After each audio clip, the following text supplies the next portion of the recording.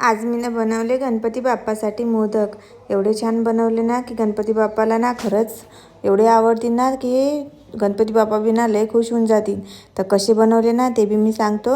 आणि माहिती आहे का हे कसे बनवले? मी रव्यापासून बनवले। बरं तुम्हाला वाटत असेल उकडीचे मोदक आहे, पण आहे ते उकडीचेच मोदक, पण मी कसे बनवले माहिती आहे का? रव्यापासून बनवले, तांदळाच्या पिठापासून मी नाही बनवले। तर कसे बनवले चला तुमच्यासोबत ना व्हिडिओ मी शेअर करते। तर आता की मी एक सांगते की माझे व्हिडिओ ना आता येणार आहे मराठीमध्ये। तर तुम्हाला मराठीमधले चांगले वाटतात की हिंदीमधले चांगले वाटतात ते मला नक्की सांगा कमेंट करून। तर चला मग आता आपण व्हिडिओ ना स्टार्ट करू। तर आता इथे काय घेतलं आहे मी, एक वाटी घेतली आहे रवा। तर रव्याला आपण हिंदीमध्ये सुजी पण म्हणतो। तर हा रवा घेतला, एक वाटी घेतला। तर तुम्हाला जास्त बनवायचे असेल ना तर तुम्ही थोडंसं ना म्हणजे जास्त घेऊ शकता, एक वाटीचे 2 वाटी घेऊ शकता। तर एक वाटी घेतली आहे मी इथं, आणि याच्यात थोडंसं मीठ टाकून घेऊया। ठीक आहे, एवढंच मीठ टाक जा, जास्त टाकू नका, कारण की माहिती आहे का म्हणजे थोडंसं गोड जेव्हा आपण बनवतो की नाही तेव्हा की नाही थोडंसं मिठाचा वापर करायला पाहिजे, अशी माझी आई म्हणत होती हां। तर आता आपण काय करू, इथं थोडं थोडं पाणी टाकू आणि ते चांगला गोळा मळून घेऊ। तर तुम्ही की नाही जिथं मी पाणी वापरलं आहे की नाही तर तुम्ही पाण्याच्या जागेवर की नाही दुधाचा पण वापर करू शकता। दूध घेऊन पण तुम्ही ना याचा छान गोळा मळून घेऊ शकता। आणि थोडंसं ना पाण्याचा थोडंसं वापर म्हणजे दुधाचा किंवा पाण्याचा थोडंसं जास्तच केला आहे, कारण की ना जे आपली हा रवा आहे की नाही थोडासा भिजायला थोडासा वेळ लागते। तर इथं याला झाकून ठेवून देऊ म्हणजे हा चांगला मुरते। तर मग इथे एक कढई घेतली मी हां। तर कढईमध्ये टाकला आता मी तूप। तर हे तूप मी घरी बनवलेलं आहे बरं, तुम्ही मार्केटमध्ये जे भेटते ना ते बी घेऊ शकता। तर तुपाला चांगलं इथं विरघळून घ्यायचं। आणि आता याच्यामध्ये टाकलं मी आपले हे काजू बदाम मनुके, तुम्हाला जे आवडते ते तुम्ही टाकजा। तर इथं चांगले याला काय आपण करू, चांगले भाजून घेऊ, मस्त लालसर होईपर्यंत चांगले भाजून घ्यायचे याले। आणि मग याच्यात टाकलं मी एक वाटी नारळाचा बुरादा, त्याला तुम्ही काय म्हणू शकता, नारळाचा किस।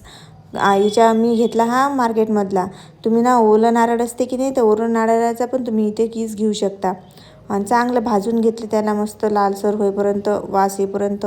आणि मग त्याच्यामध्ये की नाही टाकलं मी एक वाटी गूळ। तर इथे गूळ पण चांगलं, जेवढं मी एक वाटी घेतलं की नाही नारळाचा बुरादा म्हणजे नारळाचा किस, तर तेवढाच की नाही मी घेतलं एक वाटी गूळ। तर तुम्ही काय करू शकता माहिती आहे का, जेव्हा नारळाच्या जागेवर की तुम्ही साखरही घेऊ शकता। म्हणजे मी गूळ वापरला म्हणून असं नाही की तुम्हाला बी गूळच वापरायचा आहे, तुम्हाला जर असं बनवायचं असेल ना तुम्ही साखर बी घेऊ शकता। आता याला चांगलं फिरून घ्यायचं मस्त लालसर होईपर्यंत, ते पाहू शकता ना किती मस्त कलर आला लालसर होईपर्यंत। मस्त याला थंड होऊ द्यायचं, आणि थंड व्हायला ते पहा मी हातात घेतलं ना बस एवढं थंड होऊ द्यायपर्यंत।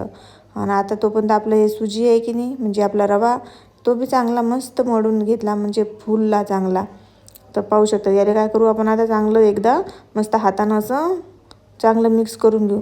थोडंसं ना तुपाचा वापर केला मी हाताला, थोडंसं तूप लावून घेतलं होतं। आता हे घेतलं मी एक, ज्याला इंग्लिशमध्ये मोल्ड म्हणते, ते घेतलं मी आपलं मोदक बनवायचं। तर याला असं थोडंसं घ्यायचं, तो उंडायचा तोडून आणि असं अंदर असं मस्त टाकून घ्यायचा। आणि बोटानं असं साईडनं फिरून घ्यायचं। आणि नंतर मग की नाही याच्यामध्ये टाकायचं थोडंसं आपलं हे सारण जे आपण बनवलेलं आहे ते सारण टाकायचं। वरतून पण छान असं त्याला की नाही लावून घ्यायचं आपलं पीठ, जे सुजीचं पीठ आहे ते। आणि मस्त दोन्ही साईडचं मस्त दाबून घ्यायचं। आणि आता पहा तुम्ही किती मस्त मोदक तयार झालं, पहा बनवू शकता की नाही असे छान प्रकारे की नाही आपण मोदक बनवून घ्यायचे। गणपती बाप्पाला येतील की नाही असे छान, आवडतील की नाही, बिलकुल आवडतील। तर तुम्ही बी ना अशाच प्रकारे की नाही तुम्ही बनवू शकता।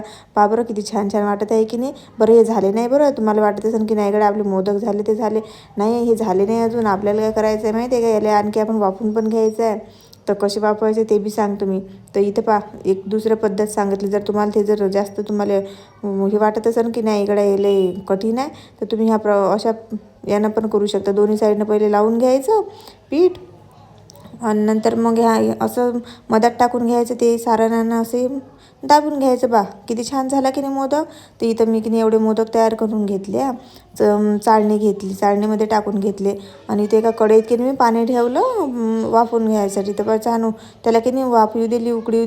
मग की नाही ही चाळणीच्यावर ठेवली, स्टँड ठेवलं होतं मधात, आणि वरून की नाही चांगलं एका ताटानं झाकून घेतलं। माझ्याजवळ की नाही स्टीमर नाही आहे ना, म्हणून मी असंच वाफवून घेत असतो। तर मग पहा आता किती छान 10-15 मिनिट ठेवलं होतं, किती छान आता वाफवून घेतलेलं आहे। आणि मग की नाही याच्यावर थोडं थोडं ना तूप टाकून घेतलं. तूप टाकल्यानं की नाही मस्त लयच मस्त वास येते आणि दिसायला बी लय मस्त दिसते. आणि याच्यावर की थोडंसं मी टाकलं पिस्ता. तर तुम्ही की नाही अशा प्रकारे घेतलं याला सजवून. तर तुम्ही ना ते आपलं केसर असते की नाही, केसर बी टाकू शकते, त्यानं बी लय मस्त दिसते. पण माझ्याजवळ केसर काही नव्हतं तर मी ना असं पिस्त्यानं छानवालं सजून घेतलं. पहा बरं किती छान वाटत आहे की नाही.